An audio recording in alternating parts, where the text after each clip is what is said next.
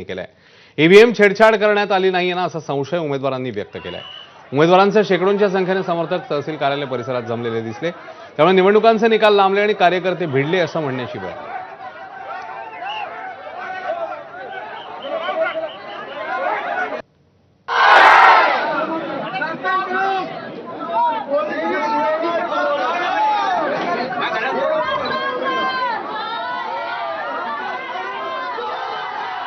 Room तहसील कार्यालय येथे आहे, त्याच्यामध्ये ठेवण्यापूर्वी सदर सर्व मशीन्स ते सील ओपन करण्यात आलेले आहे।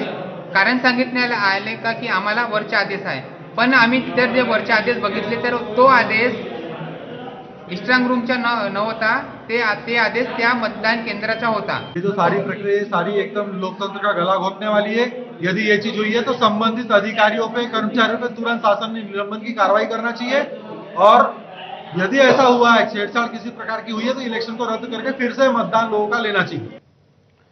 तर महाराष्ट्रातले राजकीय राड्याचे पडसाद थेट संसदेत देखील उमटले आहेत। खासदार सुप्रिया सुळेंनी राडा घालणाऱ्यांवर कारवाईची मागणी लोकसभेत केली। ज्यांनी दंगल घडवली त्यांना ताब्यात घेऊन कारवाईची